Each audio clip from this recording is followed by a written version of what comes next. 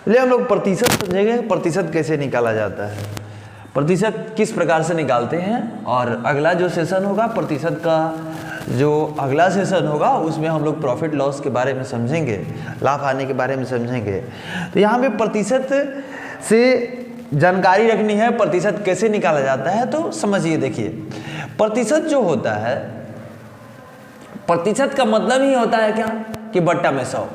Percentage का मतलब जो है, मतलब जो प्रतिशत निकाला जाता है 100 में निकाला जाता है। काती में निकाला जाता है? 100 में निकाला जाता है। क्यों 100 में निकाला जाता है? रीजन ये होता है कि चाहे कोई भी संख्या होती है वो अपने आप में 100% होती है, इस वजह से 100 में उसे प्रतिशत निकाला जाता है। अब कहने का मतलब है कि जैसे 5% है तो 5% का मतलब क्या हुआ? 5 बटा में 100, 100 में निकाला जाए 5 बटा 100। 7% का मतलब क्या हुआ? 7 बटा में 100। ये बात समझ में आया? अब यहाँ से कुछ बातें जो बेसिक स्तर पे पूछी जाती है, जैसे मान लीजिए कि प्रतिशत को अगर भिन्न में बदलना हो, प्रतिशत को भिन्न में बदलना हो तो क्या किया? जैसे ये 18% है, इसको भिन्न में बदलना है तो 18 बटा 100, 100 से भागा दे दीजिए। अगर कट रहा है तो कटा लीजिए, नहीं कट रहा है तो छोड़ दीजिए। कटेगा 2 से 9 बार में, ये 50 बार में, तो 9 बटा 50 हो जाएगा। प्रतिशत को भिन्न में बदला गया, 18% 9 बटा 50 हो गया। अगर भिन्न को प्रतिशत में बदलना है, भिन्न को प्रतिशत में बदलना है तो क्या किया जाता है? भिन्न है, भिन्न को कथी में बदलना है? प्रतिशत में बदलना है। जैसे मान लीजिए 3 बटा 4 है, इसको प्रतिशत में बदलना है तो इसको क्या करेंगे? 100 से गुना करते हैं। 4 से 25 बार में 25 3 आई 75%। यानी अगर भिन्न को प्रतिशत में बदलना है तो हम लोग क्या करते हैं? 100 से गुना करते हैं। प्रतिशत को भिन्न में बदलना है तो 100 से भाग दिया जाता है। अब जो बात होती है, इससे आगे अगर हम चलते हैं तो इससे आगे चलते हैं तो इस तरीके से क्वेश्चन होते हैं। 350 का 7% कितना होगा? 25,000 का 8% कितना होगा? एक मुंह खड़ी तरीका होता है, मुंह से निकाला जाता है। एक दूसरा तरीका हम लोग जो सीखते आए, जैसे में 350 का 7% तक का मतलब क्या होता है? गुना होता है। 350 गुना 7 बटा 100, एक ये तरीका होता है, इससे निकाला जाता है। दूसरा तरीका समझिएगा, दूसरा तरीका कहता है कि अगर मान लीजिए कोई संख्या है और जो है जैसे 350 है, 350 का 7% हमको निकालना है तो क्या करेंगे? अगर हमको 1% पता हो तो आसान हो जाएगा कि 7% कितना होता है। तो 1% कैसे निकालेंगे? तो इसके लिए कुछ रूल्स होते हैं। जैसे में 100 है, कोई भी संख्या अपने आप में 100% होती है। अगर 100 है, 100 को 10 बनाना हो तो क्या किया जाता है? यहाँ पे अगर दशमलव लगा दिया जाएगा तो 10.0 पढ़िए या 10 पढ़िए, ये 10 हो गया। अगर इसी 100 को अगर 1 बनाना है तो 2 अंक बाद दशमलव लगा लीजिए, ये 1 पढ़ा आएगा। अगर इसी 100 को अगर 0.1 बनाना है तो यहाँ पे आगे 3 अंक बाद दशमलव लगा लीजिए, ये 0.1 कहलाएगा। इसी 100 को अगर 0.01% बनाना है तो इसी यहाँ पे क्या करें? 4 अंक बाद दशमलव लगा लीजिए, ये 0.01% कहलाएगा। कहने का मतलब है अगर किसी संख्या का 10% निकालना हो तो एक अंक बाद क्या किया जाता है? एक अंक बाद दशमलव लगा दिया जाता है। कब? 10% निकालने के लिए। 1% निकालने के लिए क्या किया जाता है? 2 अंक बाद दशमलव लग, यहां से याद करना ही नहीं है, समझना है। 2 अंक बाद दशमलव लगा दिया जाता है। अगर 0.1% निकालना है तो 3 अंक बाद दशमलव लगा दिया जाता है। अगर 0.01% निकालना है तो 4 अंक बाद दशमलव लगा दिया जाता है। बात समझ में आ रहा है? यहां से 3 अंक बाद दशमलव लगा दिया जाता है 0.1%।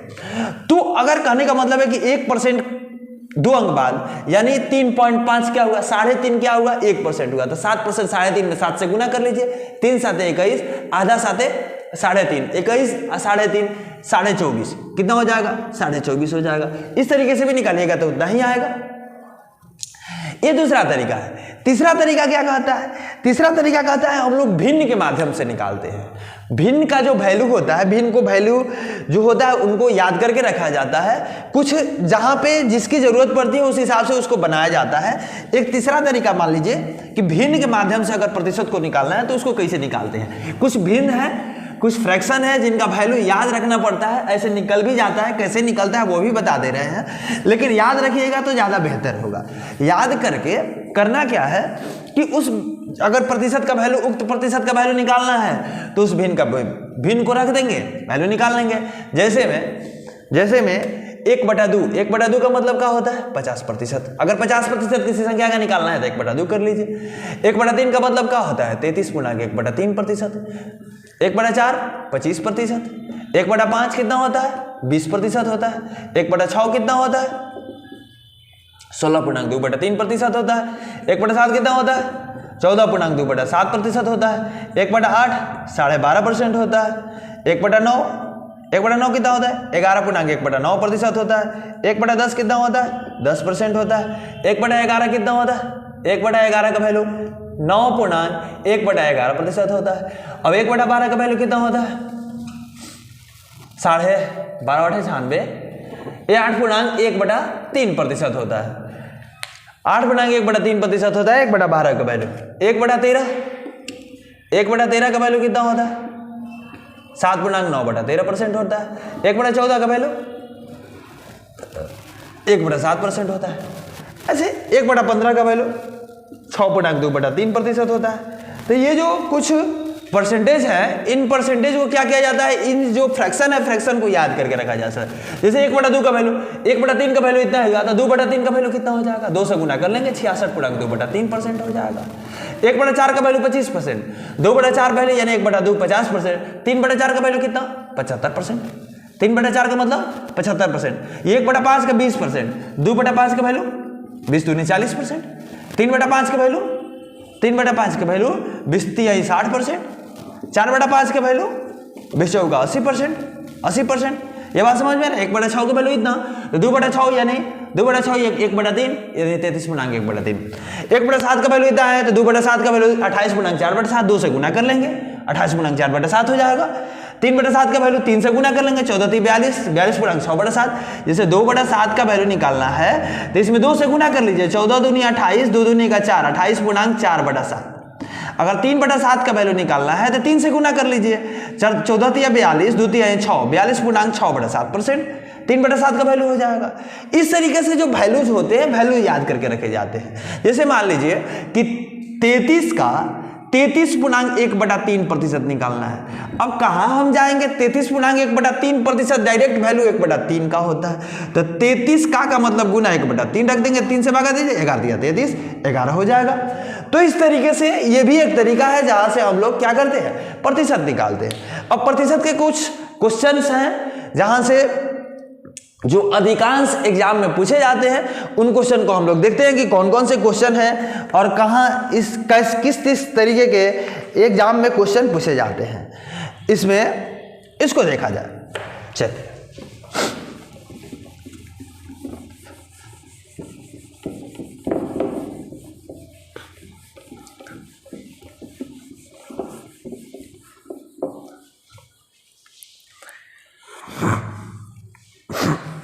जैसे पहला क्वेश्चन है, एक भिन्न के अंश में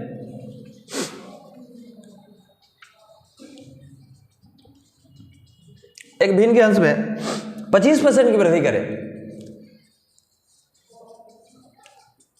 25% की वृद्धि करें तथा हर को दोगुना करें, तथा हर को दोगुना करें, तथा हर को दोगुना करें, तो प्राप्त भिन्न 5/9 है। तो प्राप्त भिन्न 5/9 है। मूल भिन्न भी ज्ञात करें, मूल भिन्न ज्ञात करें। इस तरीके के क्वेश्चन जो है आते रहता है एग्जाम में। इस तरीके के क्वेश्चन हम लोगों को एग्जाम में देखने को मिलते रहते हैं। तो करते क्या है, जैसे भिन्न का अंश है या हर है, दोनों जो है अपने आप में 100% है, अपने आप में 100% है। तो 100 अगर 25% की वृद्धि किया जाए तो अंश कितना हो जाएगा? 100 तो है 125 हो जाएगा। अगर हर को दोगुना कर दे तो 1 गुना तक 100% होता है, 2 गुना का मतलब 200, 3 गुना का मतलब 300%, 4 गुना का मतलब 400%। तो यहाँ पे 2 गुना हो रहा है तो हर कितना हो जाएगा? 200 हो जाएगा। और अपना करने के बाद 5/9 हो रहा है, भिन्न कितना हो जाना है? 5/9। हम लोग को भिन्न मूल भिन्न निकालना है, तो मूल भिन्न तो दोनों 100% निकालना है, यानी 100/100 करेंगे तो 1/1 आएगा। यानी इसको 1/1 करने के लिए क्या करेंगे? इसको उलट के उस तरफ भेज देंगे, यानी 200/125। जैसे देखिए 125/200 है, इसमें 200/125 से अगर गुना कर ले तो क्या होगा? ये कैंसिल हो जाएगा, कट हो जाएगा, ये कैंसिल हो जाएगा, ये नहीं 1/1 होगा। मतलब समझने के लिए क्या है कि यहाँ पे जो वैल्यू है, इस वैल्यू को बराबर के उस तरफ ले जाके उलट देते हैं, 200/125 कर लेते हैं। अब कटा लीजिए, जो आएगा सो आंसर होगा। देखिए 25/200, 25 5 125, 5 से 5 कैंसिल हो जाएगा, 8/9, ये 8/9 आंसर हो जाएगा। कहने का मतलब है इस तरीके से कई सारे एग्जाम में क्वेश्चन पूछे जाते हैं। जैसे में अगर क्वेश्चन एक को समझिए कि अगर भिन्न के अंश में 30% की वृद्धि की जाए, हर में 60% की वृद्धि हो जाए तो क्या हो जाएगा, एगो 130 हो जाएगा, एगो 160 हो जाएगा। भिन्न जो भी हो उसको रखेंगे, भिन्न निकालना है तो 160/130 से गुना कर लेंगे, बराबर को उस तरफ ले जाकर पलट के गुना करेंगे। ये बात ध्यान में रखिएगा। तो इस तरीके के जो क्वेश्चन होते हैं, क्वेश्चन इसी तरीके से बनाए जाते हैं। अगर जितना % वृद्धि की बात कर रहा है उतना % वृद्धि कर देंगे, जितना कमी का बात कर रहा है उतना कमी कर देंगे, 100 में से उतना कम कर देंगे। मान लीजिए कि 50% वृद्धि की बात कर रहा है तो 50 100 में जोड़ लेंगे, देखिए 30% कमी की बात कर रहा है तो 100 में से 30 घटा लेंगे। इस तरीके से क्वेश्चन ये बनाए जाते हैं। अगला जो टाइप देखा जाए, दूसरा जो क्वेश्चन है, दूसरा क्वेश्चन यहां से आते हैं इस प्रकार से।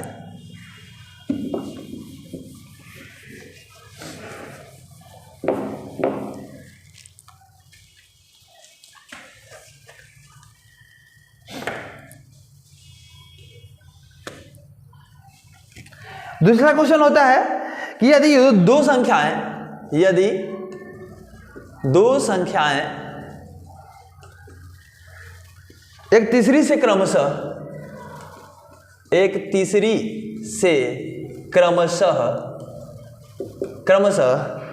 30% और 40% अधिक हो, 30% तथा 40% अधिक हो तो दूसरी से पहली का प्रतिशत ज्ञात करें। दूसरी से पहली का प्रतिशत ज्ञात करें। इस क्वेश्चन को समझेंगे, इस क्वेश्चन को कैसे बनाएंगे। दूसरी से पहली का प्रतिशत निकालना है तो करेंगे क्या कि तीसरी से न ज्यादा है 30% तो तीसरी को मान लेंगे। तीसरी कितना नहीं कुछ पता है, 100% तीसरी हो गया। अब पहली दूसरी भी होगा, पहली या दूसरी क्या कह रहा है पहली दूसरी के बारे में, 30% तथा 40% अधिक हो, यानी हाई 130 हाई 140 है, हाई 140 है। क्वेश्चन क्या पूछ रहा है, दूसरी से पहली का प्रतिशत कितना है, ये कितना प्रतिशत है इसका पूछ रहा है। पहली को प्रतिशत पूछ रहा है दूसरी से, तो जिससे पूछ रहा है उसको नीचे रखते हैं 130/140 गुना 100 कर लीजिए। यहां से 10 खत्म होगा, ये कितना होगा 1300 हो जाएगा बटा में 14, 14 9 26 से 4 40, 14 दूनी 28, 12 बटा में 14 कटेगा, 2 छक्का 12 2 7 14, यानी 92.6/7%। तो इस तरीके से कई सारे एग्जाम में क्वेश्चन पूछे जाते हैं। तो इसको इसी तरीके तीसरी को मान लिया जाता है, फिर दूसरी पहले दूसरी। अब जिसको प्रतिशत पूछा, किसको प्रतिशत पूछा, क्या पूछ रहा है दूसरी से पहली का प्रतिशत क्या है, तो दूसरी को कहां रखेंगे, पहली का प्रतिशत। किसका प्रतिशत पूछ रहा है, पहली कितना प्रतिशत है, तो पहली को ऊपर रखेंगे, दूसरी को नीचे रखेंगे, पहली बटा दूसरी गुने 100। तो यहां से इस तरीके से एक क्वेश्चन होते हैं और इस तरीके से इनको बनाया जाता है।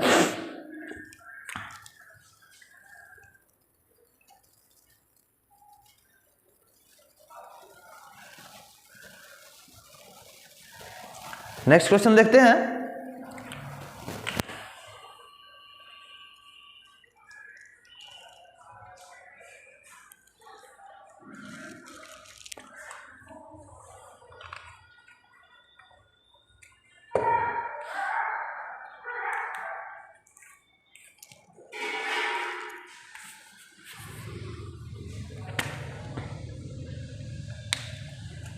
क्या क्वेश्चन कर रहा है, क्वेश्चन है यदि a की आय b से 10% अधिक हो। इस तरीके से जो तीसरा क्वेश्चन है वो देखिए वो क्या कह रहा है,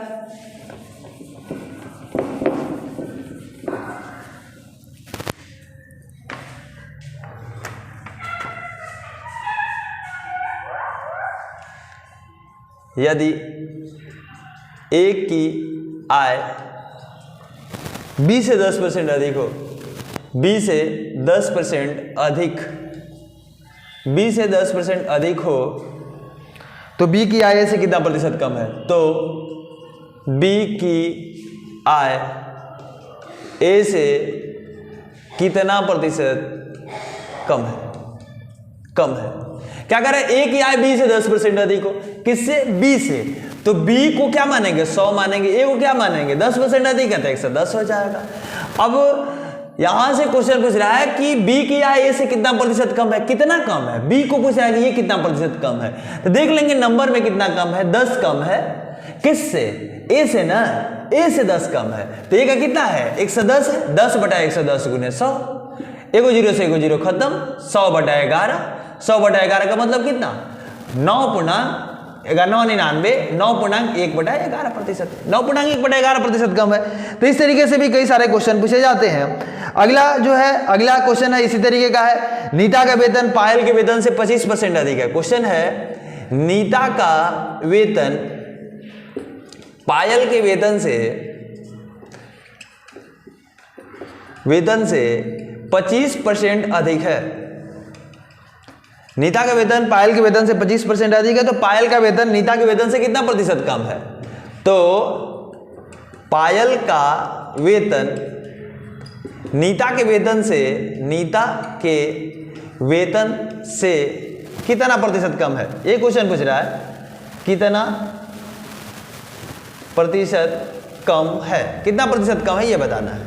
तो क्या कर रहा है? नीता का वेतन पायल के वेतन से, किससे? पायल के वेतन से। तो पायल और नीता दो लड़कियां हैं और क्या कुछ कह रहा है कि पायल के वेतन से 25% अधिक है। किसका वेतन? नीता का वेतन। पायल के वेतन से 25% अधिक है तो पायल को क्या मानेंगे? 100 मान लेंगे। 25% अधिक है, इस वजह से 125 हो जाएगा, 25 जोड़ लिए। अब क्या कह रहा था? पायल का वेतन नीता के वेतन से कितना कम है। अब ये कितना कम है? कितना कम है देखिए, 25 कम है। किससे 25 कम है? नीता से। तो नीता को नीचे रखेंगे, 125 गुना 100, 25 5 125, 5 से 20 बार में, यानी 20% कम है। तो इस तरीके के क्वेश्चन भी एग्जाम में आते हैं। नेक्स्ट क्वेश्चन देखा जाए।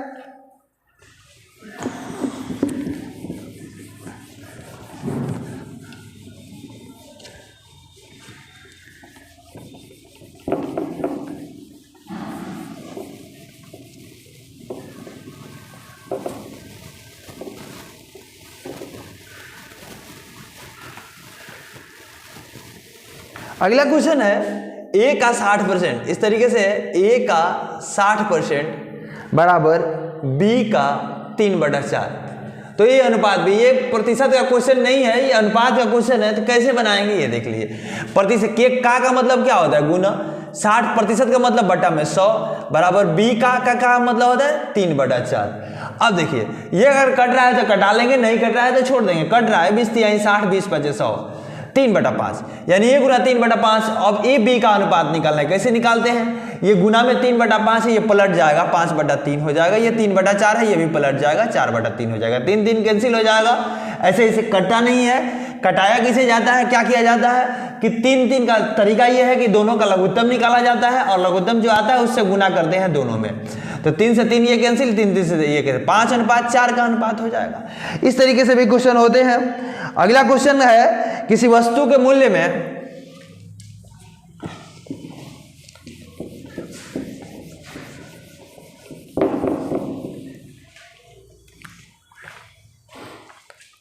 ये दो को वृद्धि करता है। एक क्वेश्चन कहता है किसी वस्तु के मूल्य में 10% तथा 20% की दो क्रमवार वृद्धि किया जाए तो जो एकमात्र मूल्य वृद्धि किस वृद्धि के समतुल्य होगा। तो इसके लिए एक फॉर्मूला होता है R1 + R2 + R1 गुना R2 बटा में 100 वृद्धि के लिए। तो कौन सा है? 10 + 20 प्लस 10 गुना 20 बटा में 100। इनको पहले जोड़ लिया जाता है 20 10 30, तब इसको कटा लेते हैं। 1 0 से 1 0 खत्म, 1 0 से 1 दूना 2, 30 2 32% की वृद्धि के समतुल्य होगा। और एक क्वेश्चन यहां से आता है, एक वृद्धि वाला हो गया। एक क्वेश्चन आता है कि 10% तथा 20% की दो क्रमवार छूटे दी गई, दो क्रमवार बट्टे दिए गए, तो किस एकमात्र बट्टा के समतुल्य होगा? ये बट्टा वाला, ये वृद्धि वाला होता है, वृद्धि वाला ये फॉर्मूला है। एक बट्टा वाला होता है, बट्टा का फॉर्मूला कहता है कि R1 + R2 माइनस R1 गुना R2 बटा में 100। यानी जो बट्टा वाला होता है उसमें घटाया जाता है। इसमें क्या किया? 20% और 10%, तो 10 + 20 माइनस 10 गुना 20 बटा में 100 कितना होगा? 20 10 30 होगा। इसको घटाइएगा तो 2 एकम 2, 30 में से 2 गया, 28% के बट्टा के समतुल्य होगा। तो एक वृद्धि का क्वेश्चन आता है तो वृद्धि वाला में प्लस कर देते हैं, R1 + R2 + R1 गुना R2। अब बट्टा वाला में क्या करते हैं? R1 + R2, यहाँ पे केवल प्लस माइनस, यहाँ पे प्लस बट्टा वाला में -R1 गुना R2 बटा 100 और जो वृद्धि वाला है वृद्धि वाला में R1 गुना R2 बटा 100। तो इस क्वेश्चन को ध्यान रखिएगा, इस क्वेश्चन से भी क्वेश्चन आते रहते हैं।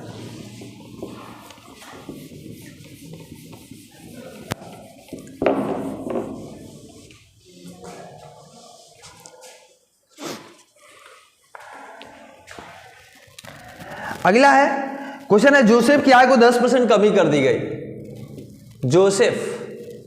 जोसेफ की आय में 10% कमी कर दी गई, 10% कमी कर दी गई। जोसेफ की आय में 10% कमी कर दी गई। उसकी आय को पूर्व स्तर पर लाने हेतु उसके आय को पूर्व स्तर पर लाने हेतु कितना प्रतिशत वृद्धि करना होगा।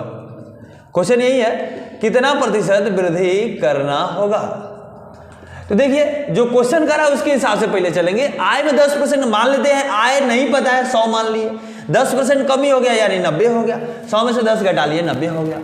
अब कह रहा है कि इस 90 को यहां 100 तक लाने के लिए कितना प्रतिशत वृद्धि करना पड़ेगा। कितना वृद्धि करना पड़ रहा है, देखिए 10 वृद्धि कर रहा है, किस 90 से ना वृद्धि कर रहा है, तो 90 10 बटा 90 गुने 100, 1 0 से 1 0 100 बटा 9, 100 बटा 9 का मतलब 11.1/9% की वृद्धि करनी होगी। इस तरीके से भी क्वेश्चन आते हैं। इतना कमी हो गया तो फिर उतना लाने के लिए कितना % वृद्धि करना पड़ेगा। तो इस तरीके से भी क्वेश्चन आते रहते हैं। नेक्स्ट क्वेश्चन देखा जाए।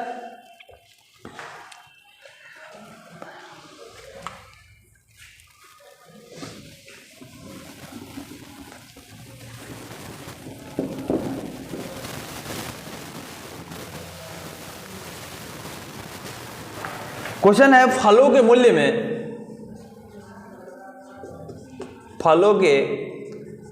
में 30% कमी करने पर 30% कमी करने पर उसकी बिक्री 40% अधिक हो जाती है। उसकी बिक्री 40% अधिक हो जाती है, अधिक हो जाती है। उसकी बिक्री 40% अधिक हो जाती है तो इसके विक्रय मूल्य पर क्या प्रभाव पड़ेगा। क्वेश्चन है इसके विक्रय मूल्य पर क्या प्रभाव पड़ेगा।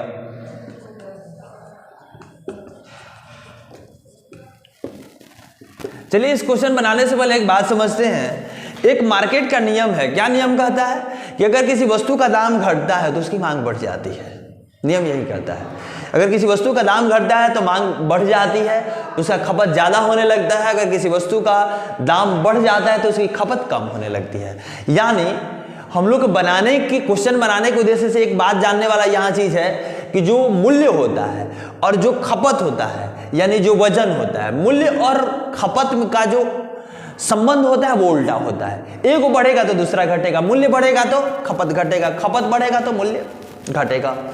तो मूल्य और खपत का रेशियो क्या होता है, जो संबंध क्या होता है, उल्टा होता है। क्या कह रहा है, मूल्य में 30% कमी किया गया तो मूल्य पहले 100 था, अब मान लीजिए 30% कमी हो गया 70 हो गया, तो अनुपात निकाल लीजिए 10:7 हो गया। फिर आगे उसकी बिक्री 40% अधिक हो जाती है। बिक्री यानी क्या, खपत बिक्री कहिए या खपत कहिए या वजन कहिए, वजन से भी आता है, ठीक है। तो बिक्री क्या हो जाता है, बिक्री 40% अधिक हो जाता है। तो बिक्री का मान लीजिए कि पहले 100 था, अब 40% अधिक हो गया यानी 140 हो गया। इसका अनुपात 20×5 = 100, 20×7 = 140। जो टोटल उसका विक्रय मूल्य हुआ, पहले कितना 10×5 = 50 रुपया का होता था, अब 7×7 = 49 का हो रहा है। अब 49 का हो रहा है, पहले तो 50 रुपया का बिकता था, अब 49 का हो रहा है। कितना का कमी हो रहा है, विक्रय मूल्य पर क्या असर पड़ रहा है, घट रहा है। 1 रुपया घट रहा है, कहां से, 50 रुपया में से 1/50 × 100 यानी 50 × 100 2% की कमी हो रही है। तो इस तरीके के क्वेश्चन को इस तरीके से बनाया जाता है। नेक्स्ट क्वेश्चन देखा जाए।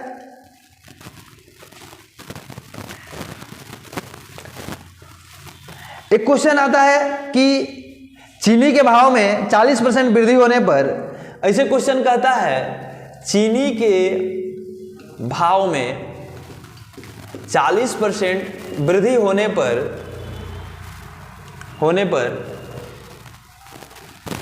किसी परिवार को चीनी की वार्षिक, किसी परिवार को चीनी की वार्षिक खपत कितना प्रतिशत कम करनी पड़ेगी, कितना प्रतिशत कम करनी पड़ेगी कि उसका आय अपरिवर्तित रहे, कि उसका जो उसके खर्च ना बढ़े, खर्च जो है खर्च ना बढ़े। देखिए अभी अभी बताए हैं खर्च और खपत में क्या होता है, उल्टा रिलेशन होता है। तो क्या हुआ, भाव में क्या हो गया, भाव यानी मूल्य, भाव में क्या हो गया 40% की वृद्धि हो गई। पहले 100 था, अब 140 हो गया। अनुपात निकाल लीजिए, 20/100, 20/140, 5:7 का। तो खपत का क्या अनुपात होगा, उल्टा होगा। खपत कितना, 7:5 में। क्या कह रहा है कि वार्षिक खपत कितना प्रतिशत तक कम करनी पड़ेगी, कितना कम करना पड़ रहा है। देखिए देखिए कहाँ कैसे जो है इसका जो आय है, इसका खर्च है, खर्च पहले कितना था 5/7 अब कितना है 7/35 कोई परिवर्तन हुआ है, कोई परिवर्तन नहीं। यही तो क्वेश्चन भी कह रहा है कि कितना प्रतिशत खपत कम किया जाए कि उसके जो खर्च है खर्च में किसी प्रकार का परिवर्तन ना हो। तो कितना खपत किया गया, कम 2 कम किया गया। कहां से, 7 से। 2/7 × 100, 2/7 × 100 कीजिएगा, 1/7 का मतलब 14.2/7 होता है, यानी 28.4/7% की कमी हो जाएगी। तो इस तरीके से भी क्वेश्चन आते हैं। एगो इसी तरीके में क्वेश्चन कहता है चीनी के मूल्य में, इस तरीके से कहता है चीनी के भाव में 10% कमी होने पर, 10% कमी होने पर कोई गृहिणी जो है 10%, चलिए देखा जाए, ये दूसरा क्वेश्चन है।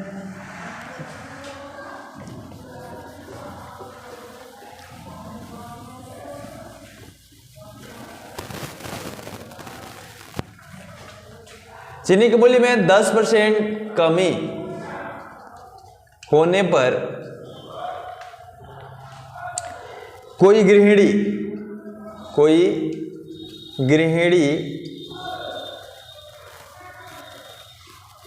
1116 रुपये में 1116 रुपये में 6.2 kg चीनी अधिक खरीद सकती है, चीनी अधिक खरीद सकती है। तो चीनी का घटा हुआ मूल्य प्रति किलोग्राम कितना है, चीनी का घटा हुआ मूल्य निकालना है। चीनी का घट के जो मूल्य हो गया है उसको निकालना है, घटा हुआ मूल्य प्रति किलोग्राम कितना है, यही क्वेश्चन है। देखिए अभी अभी क्या बताया आपको, बताया ये गया कि जो भाव और जो वजन का अनुपात होता है, मूल्य और खपत का जो अनुपात होता है, वो क्या होता है, उसमें संबंध जो होता है उल्टा होता है। तो भाव में क्या हुआ, 10% कमी हो गया। भाव में पहले 100 था, अब 90 हो गया, मतलब रेट 10:9 का हो गया। तो अब जो वजन का जो अनुपात होगा, यानी खपत का जो अनुपात होगा, वजन कहिए या खपत कहिए, ठीक है। तो वजन का जो अनुपात होगा या खपत का जो अनुपात होगा वो उल्टा होगा, 9:10 होगा। यानी पहले 9 kg मिलता था, 9 यूनिट मिलता था, अब 10 यूनिट मिल रहा है। तो यूनिट में कितना अधिक मिल रहा है, 1 यूनिट अधिक मिल रहा है। अब क्वेश्चन कितना अधिक कर रहा है, 6.2 किलो। ये वजन है, तो वजन का वजन साथ संबंध देखेंगे। 1 यूनिट का वैल्यू कितना, ये जो भी होगा यहां से वजन वाला है, इसको वजन वाला से रिलेट करेंगे। तो 1 यूनिट बराबर कितना, 6.2 किलो। 6.2 किलो। तो क्वेश्चन पूछ रहा है कि घटा हुआ मूल्य कितना है, तो घटा हुआ मूल्य तो हाई है ना, है मूल्य तो घटा हुआ 90 वाला है, तो इसके नीचे तो हाई वाला रेट है, यहाँ पे वजन मिलेगा। तो 10 यूनिट का वैल्यू कितना हो जाएगा, 1 यूनिट का वैल्यू 6.2 किलो, तो 10 यूनिट का वैल्यू 62 किलो। 10 यूनिट का वैल्यू कितना हो जाएगा, 62 kg हो जाएगा। अब क्वेश्चन पूछा है रेट, यानी पहले 1116 रुपया में 6.2 किलो चीनी कम खरीदता था, अब रुपया उतना ही है, 1116 रुपया पे खर्चा हो रहा है, लेकिन 6.2 किलो चीनी अधिक मिल रहा है। तो यानी टोटल चीनी कितना मिल रहा, 62 किलो। रेट निकालना है, तो रेट के लिए क्या करेंगे, टोटल जो रुपया है उसमें 62 से भागा दे देंगे, आंसर हो जाएगा। 62 से भागा दीजिएगा तो कितना होगा, 2 से 31 बार में कटेगा, ये 2 से 2 × 5 = 10, 1 × 11, 2 × 5 = 10, 1 × 16, 2 × 8 = 16, 31 से कम 31, 24, 2 से 48, 31 8 18 रुपया प्रति केजी, 18 रुपया पर केजी का रेट होगा। तो इस तरीके से ये क्वेश्चन बनता है। अब इस तरीके से क्वेश्चन, इससे कई सारे क्वेश्चन पूछे जाते हैं। चीनिए का कोई जरूरी नहीं है, कुछ भी कह सकता है, कुछ भी क्वेश्चन, लेकिन क्वेश्चन का जो भाव होगा इसी तरीके का होगा कि चीनी, जैसे मान लीजिए कि दाल के मूल्य में 10% कमी होने पर किसी गृहिणी का हाथना रुपया में हाथना किलो दाल अधिक खरीद सकती है, तो चीनी दाल का घटा हुआ बोले याद कीजिए, कुछ भी रख देगा इसके जगह पे, 10% 20% कुछ भी रख सकता है, कोई जरूरी नहीं है कि ये, तो यहाँ पे नंबर कोई केवल डिजिट चेंज हो सकते हैं, क्वेश्चन के कहने का भाव जो है, अर्थ है, यही रहेगा। तो इस तरीके के क्वेश्चन को इसी तरीके से सॉल्व किया जाएगा। नेक्स्ट क्वेश्चन देखते हैं।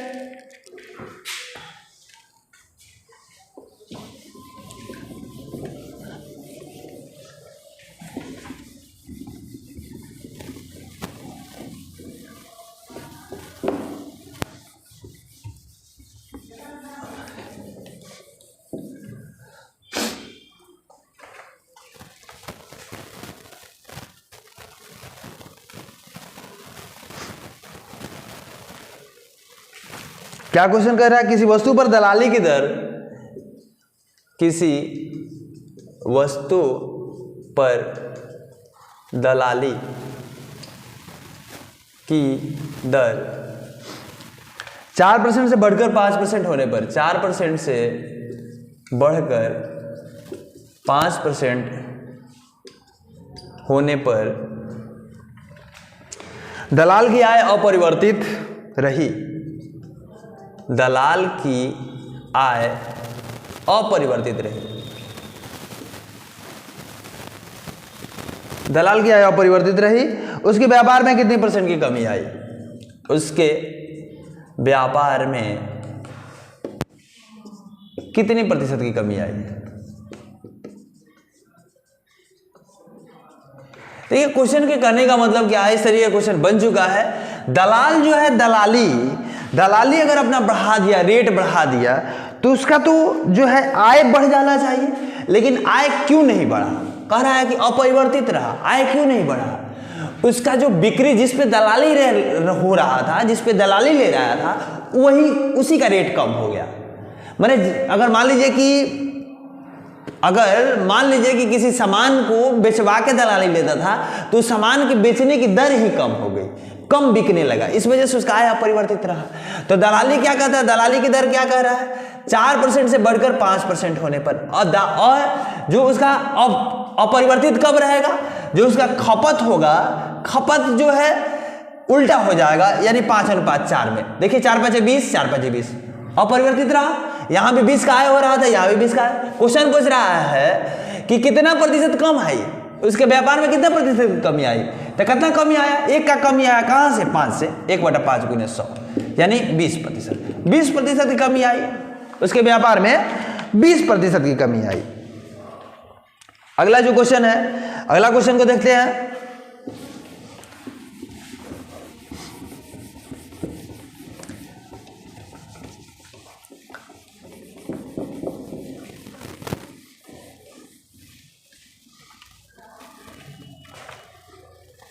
क्या कह रहा है क्वेश्चन? अमन का खर्च विमल के खर्च से 30% अधिक है। अमन का खर्च विमल के खर्च से 30% अधिक है। कितना? 30% अधिक है। तथा विमल का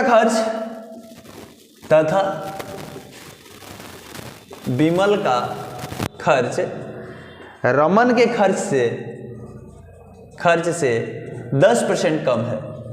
10% कम है। यदि तीनों के खर्च का योग 64 से 47 हो, यदि तीनों के खर्च का योग 6447 रुपये हो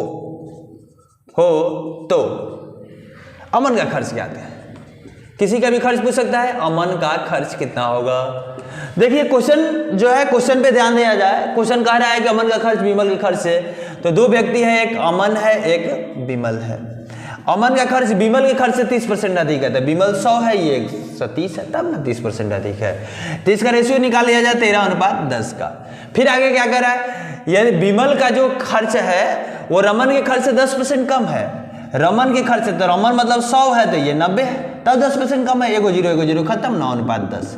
यानी अमल और विमल का अनुपात 13:10, विमल और रमन का अनुपात 9:10। इसका अनुपात अब कैसे निकाला जाता है?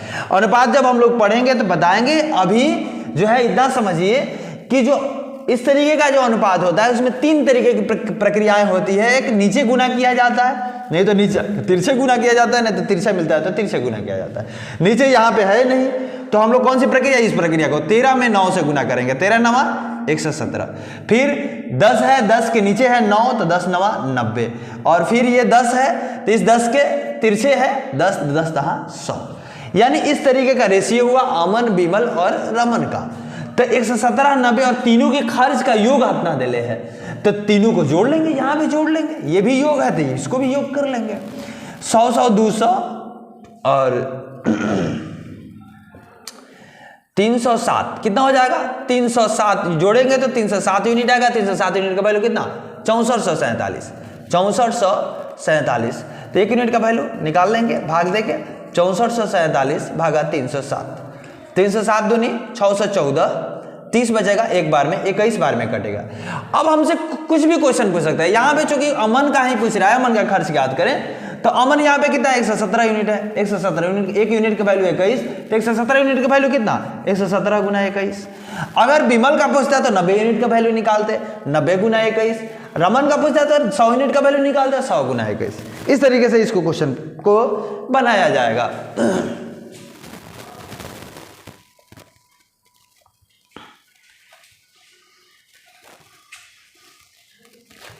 एक क्वेश्चन देखा जाए।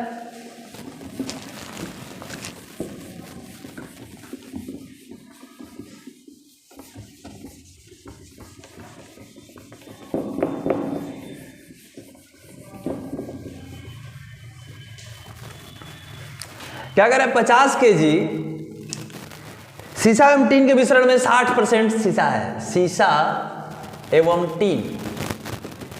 टीन के मिश्रण में क्या है? 60% सीसा है। 60%, 50 केजी सीसा और टीन के मिश्रण में 60% सीसा। इस मिश्रण में क्वेश्चन पूछ रहा है, इस मिश्रण में कितना सीसा मिलाने पर, कितना सीसा मिलाने पर बने मिश्रण में 75% सीसा हो जाए? बने मिश्रण में 75% सीसा हो जाए। देखिए इस क्वेश्चन से रिलेटेड क्वेश्चन दूध और पानी वाला भी आता है। 50 केजी दूध और पानी के मिश्रण में 60% दूध है, इस मिश्रण में कितना दूध मिलाए कि बने मिश्रण में 75% दूध हो जाए। इस तरीके से भी क्वेश्चन आता है। क्वेश्चन के जो प्रारूप है, प्रारूप पे ध्यान देना है। तो टोटल 50 केजी है, सीसा और टीन है। क्या है? सीसा और टीन, दो प्रकार का है। सीसा कितना है? 60%। जब 60% सीसा है तो सीसा और टीन का ही मिश्रण है तो 40% टीन हो जाएगा। अनुपात निकाल लीजिए, 20 तिहाई 60, 20 दूनी 40, 3:2 का। क्वेश्चन क्या कर रहे हैं? इस मिश्रण में कितना सीसा मिलाने पर बने मिश्रण में 75% सीसा हो जाए? सीसा कितना होना चाहिए? 75%। तो 25% क्या होगा? 25% हम लोग का टीन हो जाएगा। 75 25 मिलकर 100, 25 तिहाई 75, 25 से कम 25, 3:1 का। अब क्वेश्चन ध्यान से पढ़ेंगे, क्या मिलाने की बात, कितना सीसा मिलाने पर, सीसा मिलाने की बात कर रहा है तो सीसा ने घटेगा बढ़ेगा, टीन थोड़े घटेगा बढ़ेगा। यहाँ पे टीन कम बेसी हुआ है तो टीन को बराबर करेंगे। 2 1 का लघुत्तम 2 ये है, इसमें 2 करने, इसको 2 करने के लिए इसमें 2 से गुना करेंगे। तो जब इसमें 2 से गुना करेंगे तो टोटल जो रेशियो है, टोटल रेशियो में 2 से गुना होगा। 1 दूना 2, 3 दूना 6। अब देखिए, अब ये टोटल कितना था? मिश्रण कितना था? 50 केजी। यहाँ पे अनुपात कितना है टोटल का? 3:2 5, यानी 5 यूनिट का वैल्यू कितना? 5 यूनिट का वैल्यू 50 केजी। 5 यूनिट का वैल्यू 50 केजी। कितना सीसा मिला है? 3 पहले था, अब 6 हो गया। कौन यूनिट मिला है? 3 यूनिट। 3 यूनिट का वैल्यू निकाल दीजिए, आंसर हो जाएगा। 3 यूनिट का वैल्यू, 1 यूनिट का वैल्यू कितना? 1 यूनिट का वैल्यू 10 केजी, 3 यूनिट का वैल्यू 30 केजी। 30 केजी मिलाएगा तो हो जाएगा 75% का रेशियो। तो इस तरीके से इस क्वेश्चन को भी बनाते हैं। इस तरीके के क्वेश्चन बनते हैं। एक और क्वेश्चन देख लिया जाए।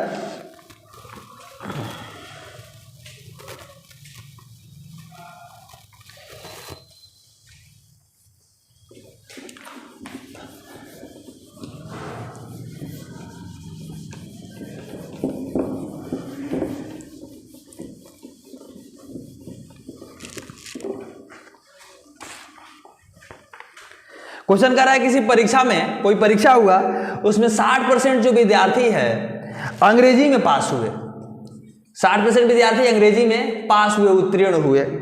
70% विद्यार्थी जो है गणित में उत्तीर्ण हुए, गणित में भी पास हुए, और 20% विद्यार्थी थे वो दोनों विषयों में अनुत्तीर्ण रहे, यानी फेल हुए। तो जो दोनों विषयों का जो दिया रहेगा उस अनुपात, उस हिसाब से क्वेश्चन बनता है। आगे कह रहा है कि यदि 2500 विद्यार्थी दोनों विषयों में उत्तीर्ण रहे हो तो यहाँ पे कैसे बनाएंगे, अंग्रेजी का एक घेरा होगा, एक गणित का घेरा होगा, इस तरीके से बनाएंगे। 20% क्या है, फेल है, तो 20% फेल वाला रखेंगे। ये 60% जब पास हुए हैं तो फेल कितने हुए हैं, फेल 40% हुए हैं। यहाँ पे जब 70% पास हुए हैं तो फेल 30%। तो ये मैथ मान लीजिए, ये जो है अंग्रेजी, इसको अंग्रेजी मानिए, ये क्या है, गणित है, इसको गणित है। अंग्रेजी में टोटल फेल 40%। क्यों फेल निकाला गया, क्योंकि दोनों का जो है फेल वाला दिया है, दोनों में 20%, दोनों में पास वाला दिया होता तो पास से बन जाता, लेकिन फेल वाला दिया है तो इन दोनों का भी फेल का निकालना पड़ेगा। तो फेल का निकाल लिया 40%, तो 20% है जा, तो 20% है जा, तब ना 20-20 मिल के 40। और गणित में 30% है ना, गणित में 30%, तो 20% है जा से, तो 10% आ रहे, तो 20-10 मिल के इस घेरा का 30% गणित वाला हो जाएगा। अब देखिए 20-20 40 10 50, 50% क्या हो गए, फेल हो गए। तो पास कितना हुए, 50% पास हुए। और क्वेश्चन में कह रहा है कि यदि 2500 विद्यार्थी पास हुए हो, 2500 विद्यार्थी पास हुए, यानी 50% का वैल्यू 25 है, 50% का वैल्यू 2500 है, तो टोटल कितने विद्यार्थी, यानी 100% भी थे, 100% हमेशा, तो 2 गुना हुआ तो इसका भी 2 गुना कर देंगे, 2500 का 2 गुना 5000। इस तरीके से क्वेश्चन इस प्रकार के बनाए जाते हैं। क्वेश्चन एक बार ध्यान से देखिएगा। क्वेश्चन कह रहा है कि यदि 60% विद्यार्थी किसी परीक्षा में पास हुए हो, 70 अंग्रेजी में पास हुए हो, 70% गणित में पास हुए हो, 20% दोनों विषय में अनुत्तीर्ण हुए हो, फेल हुए हो, तथा 2500 विद्यार्थी दोनों विषय में पास हुए हो, तो विद्यार्थियों की कुल संख्या कितनी है। तो इसमें करेंगे क्या कि जितने जो दोनों विषय वाला दिया रहेगा उस हिसाब से इसको, यहाँ पे दोनों विषय में फेल वाला दिया है, यहाँ भी फेल का प्रतिशत निकालेंगे। 60% पास हुए तो 40% फेल हुए, 70% पास हुए तो 30% फेल हुए हैं। अब इस तरीके से इसका डायग्राम बनेगा, एक अंग्रेजी का, एक गणित का, और इसको जो 2-2 वाला होता है उस तरीके से, इस तरीके से डायग्राम करेंगे। और 40-20% दोनों में है तो 20-20 मिलके 40, 20-10 30, ये 30% है, और टोटल मिला के 20-20 40 10 50 फेल हुए तो 50 पास हुए, 100% विद्यार्थी हुए। तो यहाँ से 50% का वैल्यू, अब क्वेश्चन कह रहा है कि 2500 विद्यार्थी पास हुए हो, तो पास वाला परसेंटेज 50 है, 50% का वैल्यू 2500, टोटल विद्यार्थी की संख्या पूछ रहा है 100% का, यानी 100% 50 से 2 गुना 100 हुआ, तो 2500 में 2 गुना कर देंगे, 2500 दूना कितना हो जाएगा, 5000 हो जाएगा। तो ये क्वेश्चन कुछ हैं जो एग्जाम के दृष्टि से महत्वपूर्ण है, तो इन क्वेश्चन को आप बनाइए और इसका रिवीजन कीजिए। और जो आपको क्वेश्चन नहीं समझ में आ रहा है उस क्वेश्चन को कमेंट कीजिए, ये क्वेश्चन कैसे बनेगा आपको कराया तरीके को सॉल्व कराएंगे।